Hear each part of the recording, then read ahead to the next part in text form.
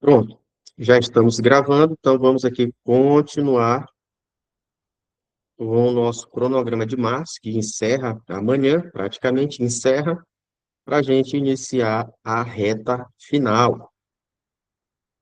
Aí na reta final tem gente que vai entrar na mentoria pela primeira vez, tem gente que já é antigo, mas que deixou para entrar só na reta final. Tem gente que entrou pela primeira vez, mas começou logo lá do início, né? Pegou os 3 meses, vai pegar os 3 meses de mentoria, porque eu comecei em janeiro, né? Em janeiro teve as 2 primeiras semanas de adaptação, aí a gente foi para fevereiro, março, 2 meses. Aí agora fecha 3. Para quem é antigo, a reta final é para fechar o terceiro mês.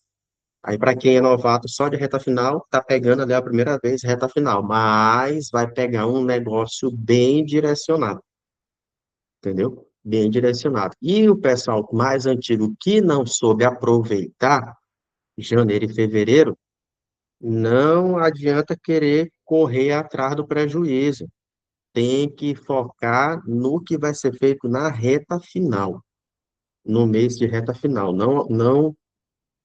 Não dá certo querer correr atrás do prejuízo. Não deu conta, não deu. Agora tem que dar conta da reta final, do que a gente vai fazer na reta final, porque vai ser mais puxado e um pouquinho mais difícil, porque eu vou mesclar mais questões da FGV aplicada em outras provas. Vai ser questões da OAB e questões da FGV aplicada em provas de juiz, promotor, delegado, que vou também ficar usando, beleza? E vai ser de segunda a sexta. Se por um acaso não tiver o encontro online na segunda, ou em algum desses dias da semana, é porque eu vou gravar antes, beleza? Mas praticamente vai ser quase 100% tudo feito ali ao vivo mesmo, entendeu? Logicamente que fica gravado, mas numa possível imprevisão, eu posso tirar um dia só, pessoal. Amanhã não vai ser online, não. Eu vou fazer a gravação hoje de madrugada e tal, e vou disponibilizar lá para vocês. Posso pensar em fazer isso. Vai depender muito também da questão do cansaço, né? Porque como eu fico vou ficar de segunda a sexta aqui com vocês, toda noite falando, cansa, entendeu? Então, bora lá. Aí por isso que fica os sábados e os domingos, né? Aparentemente livre. Livre para mim, mas para vocês não. Eu posso usar um desses dias aí, caso eu não faça. Não, vou deixar, não vou conseguir fazer hoje, não, estou muito cansado. Bora fazer no sábado. Ah, não, bora fazer no domingo. É reta final. Mês de abril vocês não tem dessa de estar saindo, não. Final de semana é para ficar em casa, estudando, revisando. Vocês não vão se arrepender, não. Não vão. Então deixa o negócio de festa para lá. Foque na aprovação de vocês. Beleza? Então vamos aqui começar. Processo civil. Questões aqui que vamos trabalhar hoje de processo civil. Tá geral aqui, né? Essas questões, já que a gente está finalizando um ciclo aí do mês de março. A gente viu muita coisa, né? Lá no Drive tem, no mês de março, foram 50, 50 vai dar 51 gravações, 51 vídeos de explicação de questões. Muita coisa, né? Parece pouco? Não. Vamos aqui. Tá aqui o nosso resumo prévio.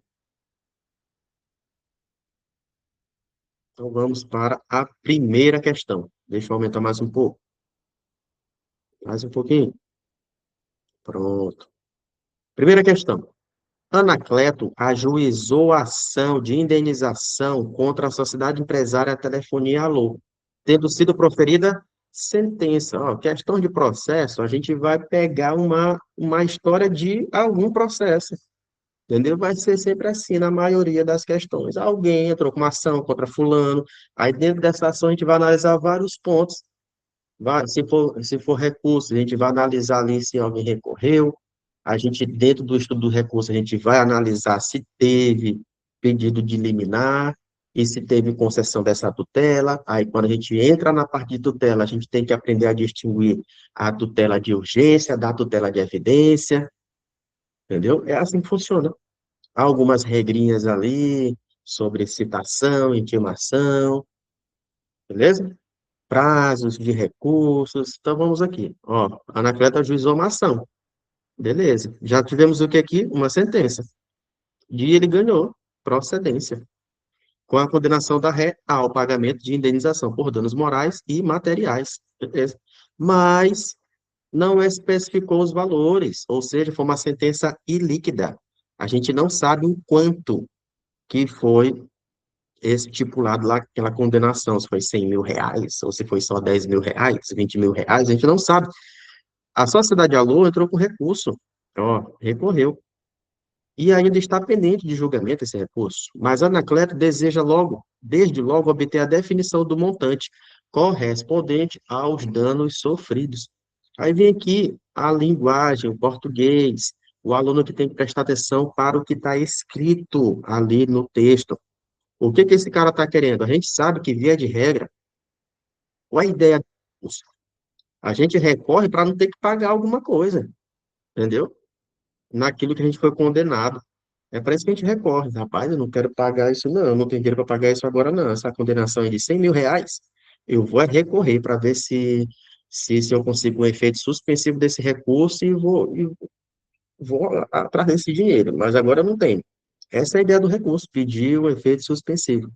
E aqui na nossa questão, a pessoa que ganhou o Anacleto, ele não está atrás do dinheiro, de receber o dinheiro. Estou comentando que é o dinheiro, né?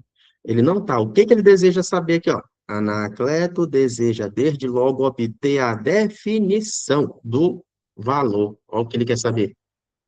É só isso que ele quer saber.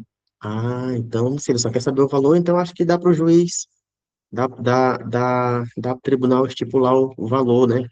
Possível que ele vai receber. Ah, tá, né? Não tem nada demais, ele não vai receber nada antecipadamente, então se é só para saber o valor, dá para ele conseguir isso. Pronto, é só isso o raciocínio.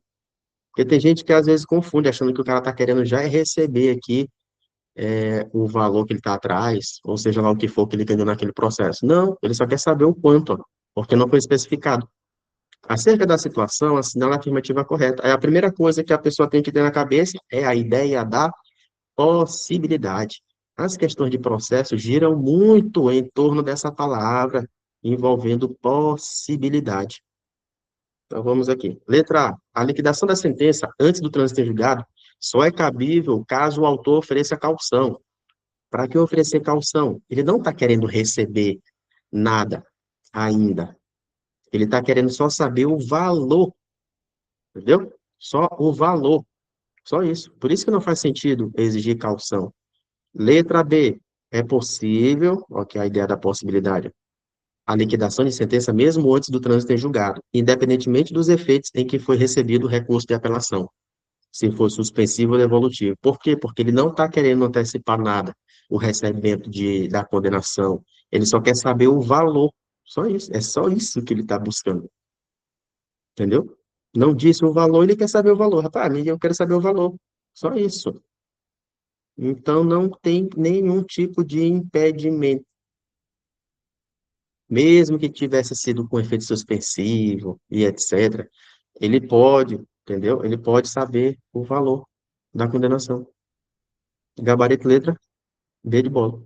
Letra C, a Anacleto poderá promover a liquidação de sentença antes do trânsito em julgado, caso a apelação tenha sido recebida unicamente no efeito devolutivo.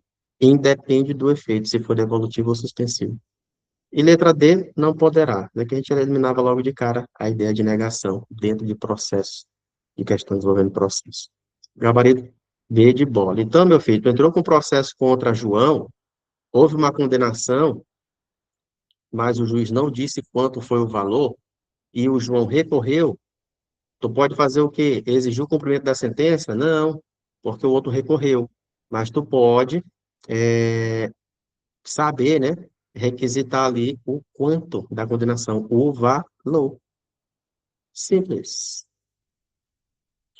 Segunda, em determinada demanda judicial civil, é proferida sentença de procedência do pedido autoral, com condenação da sociedade empresária ré ao pagamento de determinado valor a título de reparação de dano material. Aparece até a mesma questão, né? O que que temos aqui? De novo, sentença e condenação ao valor X. Com o trânsito em julgado, aí vem bem aqui, ó, coisas básicas que vocês devem sempre saber. O que significa quando a questão fala que transitou em julgado o processo? Significa que você não pode mais ajuizar nenhum recurso na história. Ah, então significa dizer que eu não posso mais fazer nada nesse processo? Não, meu filho, eu estou falando recurso. Recurso tu não pode, entendeu? Mas uma outra coisinha, se tu quiser revisar a coisa julgada, tu pode fazer. Mas bora lá. O autor inicia a fase de cumprimento, ó. Pronto, bora para a fase de cumprimento. E aí, após alguns meses e diversas tentativas sem sucesso de penhora de bens do réu, apresenta requerimento de instauração do incidente de desconsideração da personalidade jurídica, o IDPJ. Isso aqui tudo vocês têm que saber, é o basiquinho. É mesmo, professor? Entrou com processo com o teu cliente. Vamos lá, analisar casos para vocês perceberem como é fácil fazer um processo. Fulano de tal te procurou para entrar com processo contra João, tá te devendo ali R$ 100.000. Tu tem lá um título executivo, extrajudicial, um contrato que prova que ele te deve e tal e tudo mais. Beleza. Precisa de muita coisa para entrar com processo? Não. Tu faz lá, solta a petição, conta a história, junta o contrato, que é o documento, pede a liminar para o juiz e tchau, protocola. E espera o outro apresentar a contestação dele. Ele vai apresentar a contestação. A depender se for no juízo comum ou especial, pode ser que tu tenha que apresentar réplica à contestação. Aí pronto, o juiz já tem os dois lados da história. O que que ele vai fazer agora? Ele vai proferir sentença, entendeu? Proferiu sentença, o que que pode acontecer? Alguém pode recorrer. Ninguém recorreu, acabou o prazo. Ninguém recorreu, o que que acontece? Isso bem aqui, ó. Trânsito em julgado. Aí vamos supor que tu ganhou o processo. Aí tu, rapaz, doutor, e agora? Ganhamos. Como é que a gente vai fazer para esse cara pagar? Porque ele não quis pagar, não depositou o valor da condenação. O que é que a gente vai fazer agora? A gente vai atrás de bens. Não, eu vou pedir aqui para o juiz procurar o que tem no nome dele, no registro de imóveis e etc. Se tiver, a gente pede a penhora. Para quê? Para poder aquilo ali ser vendido, ir para o leilão e tu pegar o teu dinheiro. É assim que funciona. Não é fácil? Ah, é mesmo, é fácil. Beleza. Só que aí a gente busca, procura e não acha nada. Mas descobre que ele tem uma empresa. Ah, ele é dono de uma empresa aqui e tal. Vamos lá. Tem sócio? Tem. Então vamos aqui. Como é que a gente faz para alcançar os sócios? A gente vai pedir a desconsideração da personalidade jurídica. Ou seja, a gente vai tirar a capa da empresa para ver quem está por trás dela. Ah, é assim que funciona? É, aí a gente vai atrás aqui dos sócios para ver se alguém tem algum patrimônio ou não. É assim que funciona, entendeu? Não achando que foi nada, mas descobrindo que a mulher de um deles tem bens. Dá para a gente direcionar para a mulher de algum dos sócios? Aí já é outra história, né? Mas dá. A depender do regime de casamento, dá. Por isso que quando casar, vocês têm que saber até o regime ideal para evitar esse tipo de situação bem aqui. Mas, resumindo, é isso. O que é que eles querem agora? Instaurar o incidente de desconsideração da personalidade jurídica. Aí vamos supor que um dos sócios aqui, amigo do João, também sócio, é o Mário. O Mário, sócio, vai ser alcançado por esse processo. Só que Mário não pode ser pego de surpresa. Ele tem que fazer o quê? Ele tem que apresentar, ele tem que ter a garantia do contraditório para a defesa. É mesmo. Lógico, como é que tu já vai atrás dos bens do sócio se ele não se defendeu? Aí o outro sócio, né, ele tem que apresentar aqui uma defesa contra esse incidente de desconsideração da personalidade jurídica, entendeu? Aí o juiz vai analisar se aceita ou se não aceita. Mas ele tem que fazer isso. Então vamos lá. Você, na condição de advogado, é procurado pelo réu buscando saber sobre o incidente em questão. Assinala a opção que apresenta corretamente a sua orientação. Lembrando que as questões de processo giram em torno da ideia de possibilidade. Letra A, o referido incidente não é cabível. O que que eu acabei de falar? Gira em torno da ideia de possibilidade. Então, eu estou querendo dizer que ideias de negação não são muito bem-vindas. Ó, uma foi embora, dizendo que não é cabível no procedimento comum. Letra B, a instauração do mencionado incidente suspende o processo e sua resolução se dá por decisão interlocutória. Segura, aqui vamos supor que o candidato não sabe, ele está com dúvida. Ele, rapaz, não sei. Leia o resto. Letra C, o incidente apontado não é cabível na fase de conhecimento. E letra D, instaurado o incidente, os sócios da sociedade ré devem ser intimados para exercício do seu direito de defesa. Aí aqui mora um perigo terrível, porque o aluno ia ficar na dúvida entre letra B e letra D. Então, bora lá, presta atenção, bora entender. A gente pediu esse incidente bem aqui, né? De desconsideração da personalidade jurídica. Aí o sócio vai ter que apresentar a defesa dele. Aí eu peguei e falei o quê? Aí o juiz vai analisar se aceita ou se não aceita. Nessa que o juiz analisa se aceita ou não aceita, o juiz vai lançar uma decisão dentro desse processo. E essa decisão é uma decisão interlocutória, porque o processo ainda não acabou. A gente ainda está discutindo aqui, entendeu? Questões aqui de alcance de patrimônio, de sócio e tal, e etc. Ele vai lançar uma decisão, o juiz. E se eu quiser recorrer contra essa decisão do juiz, eu vou entrar com possível agravo de instrumento. Por isso que ele fala aqui na letra B. A instauração do mencionado incidente vai suspender o processo e a resolução se dá por decisão interlocutória. É o gabarito. A letra D, com certeza, no dia dessa prova que muita gente deve ter marcado. Mas a letra D está errada, bem aqui, ó. Uma palavrinha. Por quê, professor? Porque os sócios, eles não faziam parte do processo. Eles não faziam parte do processo. Como eles não faziam parte do processo, o oficial vai atrás deles para dizer que tem um processo. Então, aquela primeira notícia do processo, a gente vai chamar de citação, entendeu? E não de intimação. A gente intima quem já faz parte do processo, já está ciente do que está rolando. Mas a primeira informação sobre o processo, para te incluir de vez, é a citação. É o erro aqui da letra D. Gabarito, portanto, veio de bola. Beleza?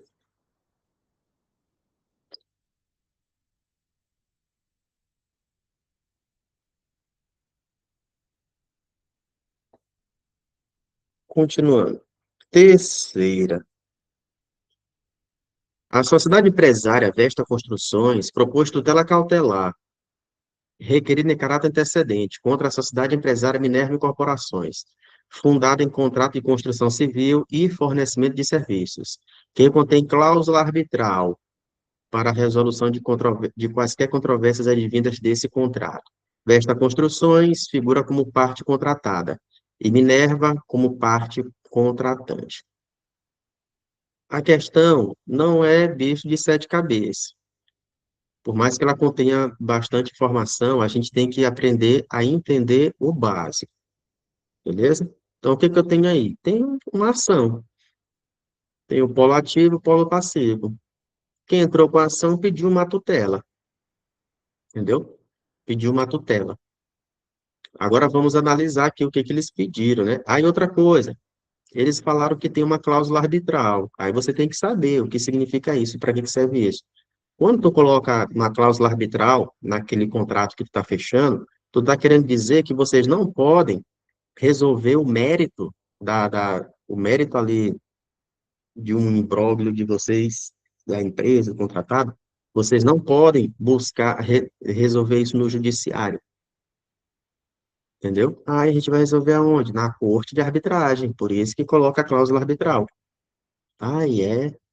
Isso não vai ferir o princípio da inafastabilidade da jurisdição? Não, é uma exceção. Eu não estou dizendo que tu não pode buscar o judiciário, mas só que tu não pode resolver de primeira lá. Primeiro vai para a corte de arbitragem. Aí, se quiser, depois vai para o judiciário. E se eu for para o judiciário primeiro, aí o juiz vai declinar a competência, ele vai mandar para a corte de arbitragem. Entendeu?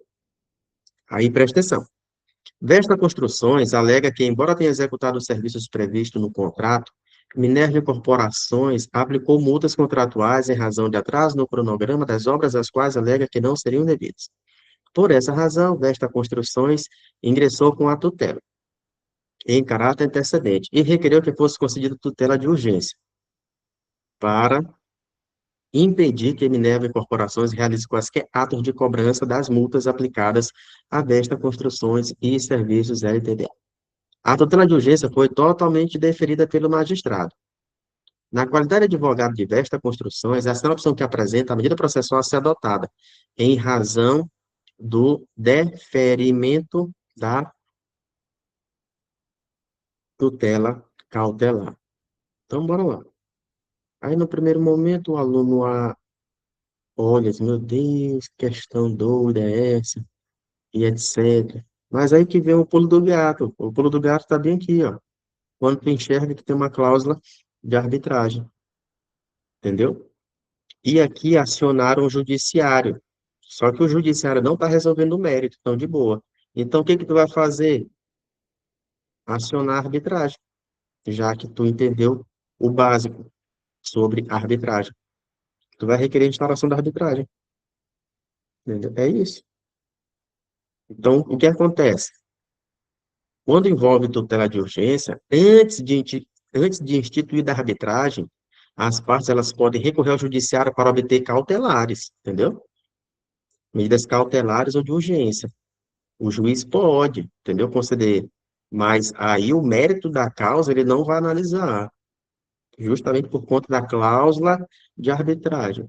Aí só entendendo esse detalhe da cláusula de arbitragem, a gente já conseguiria chegar perto do gabarito. Letra A, ele pergunta o que que a gente vai fazer agora. Letra A, formular pedido principal nos mesmos autos? Não, a gente não vai continuar, a gente vai acionar a arbitragem. Letra D, requerer a instauração da arbitragem no prazo de 30 dias, a contar da data da efetivação da cautelar. É o gabarito? É o gabarito. Perigoso? É, perigoso também. Por conta de quê? Por conta desse prazo. Por que que é perigoso? Porque nas questões de processo civil, a gente tem um prazo padrão. Só que esse prazo padrão, ele é para recursos. E a FGV sabe que muitos candidatos têm esse prazo padrão na cabeça. Esse prazo padrão é para recursos. E ele é 15 dias. Olha como ele aparece bem aqui, ó. Mas ele aparece aqui com um propósito, te induzir a erro, entendeu? Mas só que envolvendo a questão da arbitragem, a gente tem um prazo próprio, beleza? Segundo a lei de arbitragem, a gente tem um prazo próprio, 30 dias, beleza? Gabarito letra B. Aí aqui de novo, né? Mesmo os autos não. Aí o perigo foi aqui, ó. Uma vez que o candidato entendeu o lance da arbitragem, aí o perigo ia ser ele cair na pegadinha do prazo. E não é 15, é 30. Instauração da arbitragem no prazo de 30 dias, a contar da data da efetivação da tutela cautelar. Porque é lá na arbitragem que eles vão analisar o mérito da discussão deles. Gabarito letra B de bola.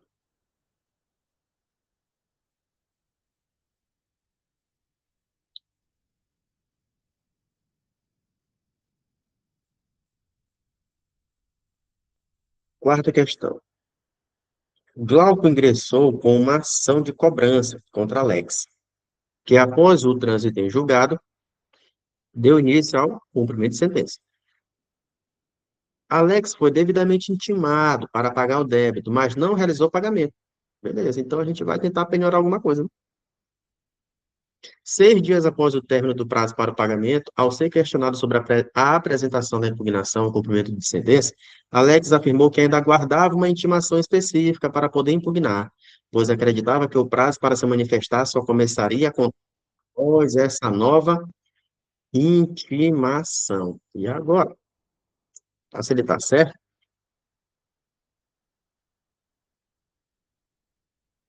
Ele está equivocado.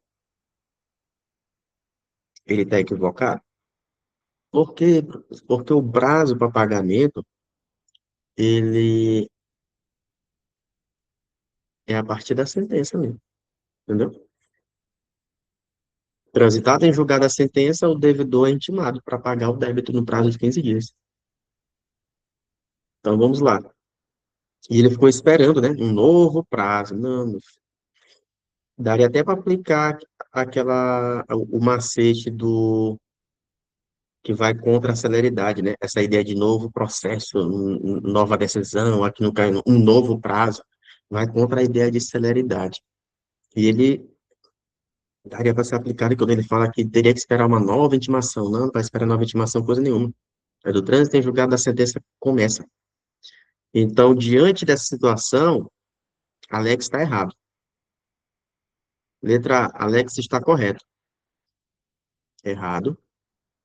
Letra B, o prazo para impugnação ao cumprimento de sentença tem início após o transcurso do prazo para pagamento voluntário, independentemente de nova intimação. É isso aqui. Letra B de bola. Vamos ver aqui o resto das outras. Alex pode apresentar impugnação a qualquer momento. Vocês já estão careca de saber que essa ideia de a qualquer momento, esse qualquer aqui usado dessa forma, indica erro. Letra D, o prazo para impugnação tem início antes do prazo para pagamento voluntário, isto é, primeiro Alex é intimado para impugnar, e caso a impugnação não seja acolhida, ele é intimado para efetuar o pagamento do débito. Errado, né? Uma mistura louca aqui que ele fez nessa letra D. Isso aqui é questão de última prova, olha. E uma questão que daria para aplicar macetezinhos de palavra, macete lógico do processo, que dariam para ajudar o aluno a eliminar questões.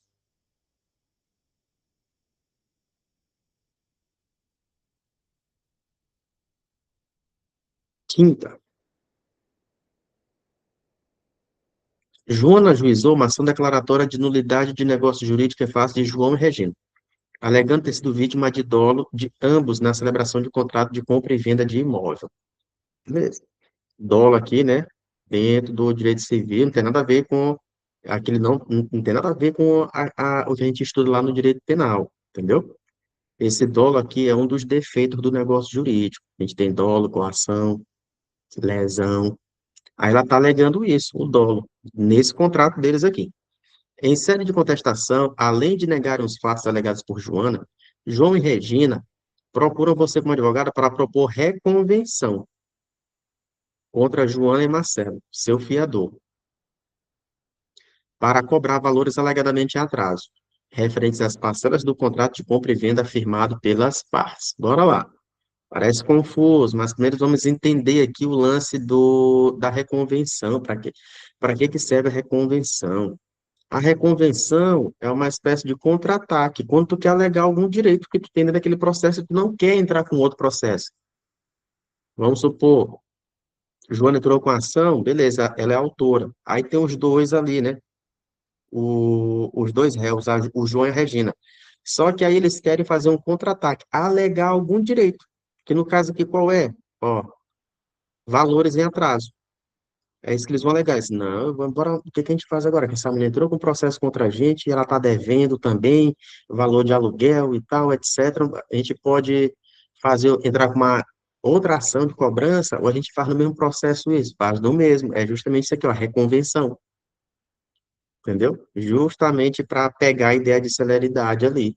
Então, tu faz na tua defesa. Na tua defesa, não. Tu vai fazer a tua defesa, ou seja, a tua contestação, aí tu abre um tópico e coloca reconvenção. Aí nessa reconvenção tu alega o que tu está querendo. Cobrar valores atrasados de aluguel da Joana, beleza? Então vamos lá. Sobre o caso acima, assinala a opção que apresenta corretamente a orientação jurídica prestada. De novo, vamos pegar a ideia da possibilidade aqui nas questões de processo. Letra A. Joana poderá desistir da ação para impedir o prosseguimento da reconvenção. Não, não é assim que funciona. Ó, interessante que se alguém entra com um processo contra você e você sabe que tu tem um direito também que tu pode alegar, aí tu erra, eu acho que dá para fazer a reconvenção. Tu pode muito bem fazer só a reconvenção e nem fazer a tua defesa, a tua contestação. Por mais que a gente faça ali junto, mas não tem uma ideia de algo que é conjunto, não. Que um não vive sem o outro. Não, é assim que funciona. A reconvenção ela é independente, beleza? Se Joana desistir da ação, a cobrança de João e Regina contra ela continua normal, continua, entendeu?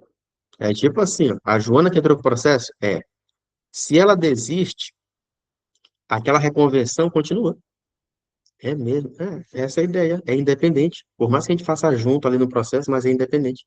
Tem uma ideia de independência. Letra B, Joana, com a propositura da reconvenção, será citada pessoalmente e deverá apresentar resposta no prazo de 15 dias. Joana vai. Ó, o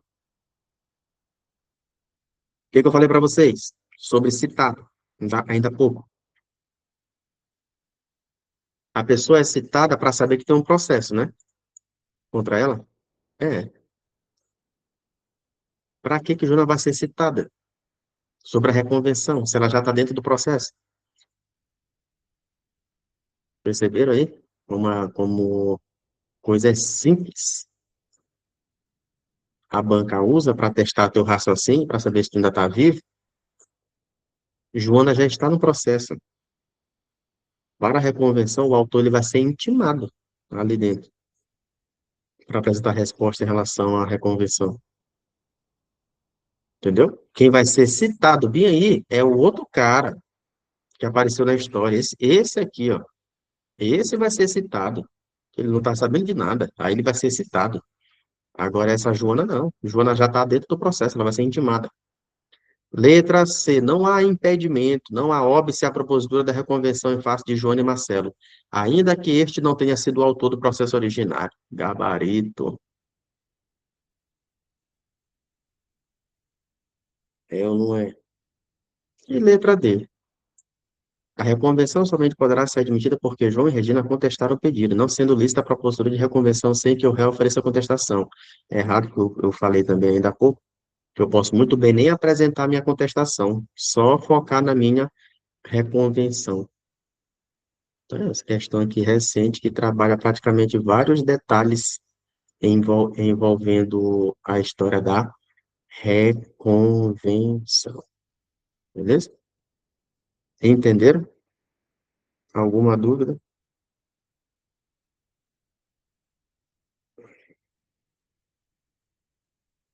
Nenhum?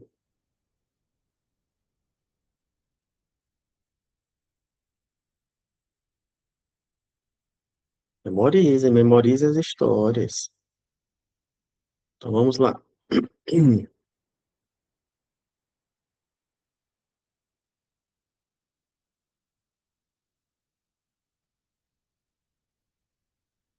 Sexta, em execução fundada em título extrajudicial movida por Murilo, seu ex-sócio, Marília foi executada. Beleza? Entrar aqui já com uma ação de execução. Após regular a citação, ó, Maria não ofertou defesa, não nomeou bens a penhora e nem pagou. Por essa razão, Murilo requereu o quê? A realização de penhora em contas correntes de titularidade de Maria, com o intuito de satisfazer o crédito. Certo? A indisponibilidade do valor foi determinada, tomando o caso acima como premissa a assinale. Então, bora lá. Estou devendo, entraram com uma ação cobrando, não paguei, fui condenado, não paguei. Entraram com a execução. Aí começa a busca. Primeiro lugar aí atrás é conta. Aquele ainda fez errado, né? Ah, não, tá aqui. Não, ela não nomeou nada. Ah, ele foi direto nas contas. Penhora de contas. Beleza. Letra A. A indisponibilidade de ativos financeiros pode ser realizada sem ciência prévia de Marília, pois é a hipótese que dispensa o contraditório prévio. É o gabarito? É ou não é? Vocês estão muito caladinhos.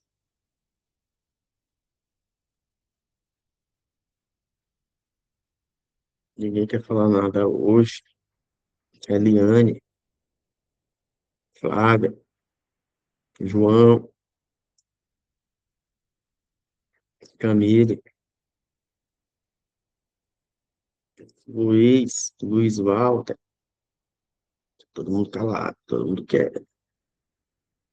Gabarito é a letra A. A indisponibilidade pode ocorrer para te pegar de surpresa. Não é isso? É. O contraditório vai ser depois. Vamos supor, tu pode alegar um excesso ali, né, de execução. Se não, bloquearam minha conta toda, tá errado. Para bloquear só o valor que eu tô devendo. Então, gabarito letra A. Letra B, eventual impenetrabilidade das quantias tornadas indisponíveis poderá ser comprovada por Marília no prazo de 10 dias. Errado. Eu já dei uma dica, né, sobre prazo. Geralmente eles estão errados. Geralmente estão errados. Aí, no caso, seria 5 dias. Marília poderá requerer a substituição da penhora por ofensa bancária, em valor não inferior ao débito constante da inicial. Acrescido de 20% é 30%. Caso efetue o pagamento, o juiz determinará a notificação da instituição financeira para quem até 48 horas, não é 48 horas, é 24 horas. Pronto. Na dúvida, já pensou se o candidato esperto, né? Ele, rapaz, eu não sei, mas eu aprendi o macete do prazo. Geralmente os prazos estão errados. Então, aqui eu vou acreditar que está errado, esse 20% também, o 48%. Aí o candidato vai marcar a letra A, e, rapaz, não é que era o gabarito? Deu certo. Pois é. Professor, você falou bem a questão de 24 horas, eu não entendi muito bem. O prazo que está lá, 48, é 24 horas. Entendeu? É o prazo ali que de dar da informação do cancelamento, da indisponibilidade. Ah, entendi. Sétima. Eu vou ter quantas questões, hein? Pessoa 7. Ah, pessoa 7. João é advogado regularmente inscrito nos quadros da ordem. Em uma sexta-feira à noite, seu amigo Tiago procurou, bastante nervoso, indagou se João poderia ingressar com requerimento de tutela antecipada do acidente perante o plantão judicial, porque sua irmã necessitava de cirurgia de emergência. Pronto, aprenda, isso aqui pode acontecer. Pareceu uma situação dessa aqui para vocês, de noite. Não se preocupe, não fica assim, meu Deus, como é que eu vou organizar essa petição agora? Não, meu filho, você não precisa fazer uma petição completa. Você precisa só da informação necessária para a tutela de urgência. É mesmo, professor? É. E não vai ser indeferida, não. Não vai ter aquele negócio de indeferimento da inicial, inépcia da inicial por estar incompleta. Não, não vai. Justamente porque teu foco é a tutela ali. Então, tu pode focar só no pedido da tutela. Aí, depois é que tu vai juntar a petição completa. É mesmo? Dá, é, entendeu? É, dá tudo certo. Aí, depois é que tu vai juntar a petição completa. Nessas hipóteses de urgência. Olha o que o João vai fazer. João reuniu os documentos enviados por Tiago e protocolou o requerimento. Porém, deixou de fazer a juntada da procuração assinada pela irmã de Tiago, que também é advogada. A medida de urgência foi concedida e, ato contínuo, João foi intimado para efetuar a juntada da procuração. Beleza, bem como para complementar a petição. Ó. Olha, ó. Porque ele só focou na urgência, na tutela. Juntou a documentação, tal, parará, e pronto. Aí depois junto o resto, não tem problema nenhum. Então, vamos lá. É, a irmã de Tiago outorgou procuração geral para o foro por meio de instrumento particular por ela assinado, ó. Colocou procuração geral, não colocou a especial. Sobre o caso narrado, com base no ordenamento jurídico brasileiro, assinar a afirmativa correta. Vamos lá. Letra A. Bora, vamos aqui confiar nos macetes. Bora lá, confiar nos macetes. Quais macetes a gente vai lembrar aqui? A gente vai tentar usar aqui. É questão de processo? É. A gente vai lembrar macete do prazo. Geralmente os prazos estão errados. Macete da possibilidade. Então, o que vem negando, a gente vai eliminar. O que mais? Rapaz, eu acho que só isso resolve a questão. Letra A, prazo. Estou confiando que está errado. Letra B, está negando. Letra C, além de negar, tem esse nenhuma aqui que eu já falei que não combina com resposta. E letra D, tem nada de estranho, né? Tá bacana. Ele traz aqui um todos, só que esse todos ele não é absoluto. Preste atenção como ele não é absoluto. Por que que ele não é absoluto? Porque ele traz exceção. Aqui, ó. Tchau. Gabarito letra D de dado. Só nos macetes. Entendeu? É mesmo, só nos macetes. Só que a gente não usa de forma isolada, tem que ter todo um raciocínio por trás. Então, o prazo aqui, ele colocou o prazo tá errado mesmo, tá? O prazo aí é 15 dias. Ó, a procuração deve ser exibida no prazo de 15 dias, prorrogável por igual período por despacho do juiz, é 15 dias. A letra B, a irmã de Tiago, ainda que advogada, não pode postular em causa própria. Totalmente errado, que você, como advogado, pode postular em causa própria sem problema nenhum. Ou seja, tu pode ser o autor do teu processo. Letra C, não seria lícito a juiz em nenhuma hipótese postular em juízo sem procuração. É errado que nas hipóteses de urgência a gente pode postular sem procuração, entendeu? Aí só junta depois tudo certinho. E letra D, gabarito. A procuração otorgada pela irmã habilita João para todos os atos. Olha como ele vem com a ideia absoluta. Porque o que que eu explico sobre macete? A ideia absoluta, ela geralmente invalida a questão. Só que você não pode analisar a palavra de forma isolada, senão tu vai achar que está errado. Ao todo, isso é uma ideia absoluta. Tu tem que encontrar a palavra, vai mais para frente, porque tu vai encontrar uma exceção. Se tu encontrou uma exceção, então ela não tem caráter absoluto. Olha como cai por terra quando ele fala, João pode praticar todos os atos do processo, exceto, olha que o tanto de coisa que ele tira, exceto receber citação, confessar e reconhecer a procedência do pedido. Então, a ideia absoluta não existe nessa informação aqui dada. Por quê? Porque o exceto neutralizou a ideia. Agora, se ele tivesse colocado aqui, João pode praticar todos os atos do processo, e tivesse só aí sim estaria errada, porque eu tenho, de fato, uma ideia absoluta. Mas como ele trouxe uma exceção, ele trouxe a exceção aqui, ó. Então, tchau, meu filho, é o gabarito. Gabarito, letra D de dado. E por que que eu estou mostrando isso? Porque sempre tem alguém que chega, aí eu ensino os macetes, eu ensino um monte de coisa, que eu ensino tanta coisa que até eu fico depois assim, rapaz, de onde é que eu tirei esse tanto de informação? Mas dá certo. Aí sempre tem alguém que vem dizer, não, aquele macete lá, professor, não dá mais de usar, não, não sei o quê. Aí eu pego e mostro. Aqui, ó. Quando é essa prova? Do ano passado, do meio do ano. E eu não acabei de mostrar aqui, ó, tudinho, ó, todos aqui, ó, encaixou, macete, tudo, para tudo quanto é lado se encaixou aqui, ó. E depois que eu li, né, as alternativas. Já falei. Deu certinho com o macetezinho. Processo, nas questões de processo, dá muito certo questão de processo. Então, sempre que eu estou explicando alguma coisa aqui, tem aqueles macetes ideais para aquela matéria, entendeu? Então, fiquem atentos, é por isso que eu digo, olha, preste atenção, assiste a gravação, participa ali online ou assiste a gravação, porque tem coisa que eu falo que só aparece aqui, ó, eu falando, não aparece nesses comentários. E tem coisas que só tem nos comentários aqui do PDF, que eu não consigo falar na gravação, entendeu? Então, eu complemento, assiste a gravação e estuda o PDF comentado.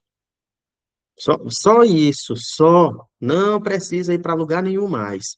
Só isso, só com isso. Estuda as questões comentadas e assiste as gravações. Que até provas de outro lugar aí vocês acertam. Vão lembrar tudo que tu estão vendo aqui, vocês vão ficar lembrando. Beleza? Então tá aí. Encerramos as questões de processo. Vamos aqui fazer as de direito civil. e ver o que que a gente vai aprender lá em Direito Civil.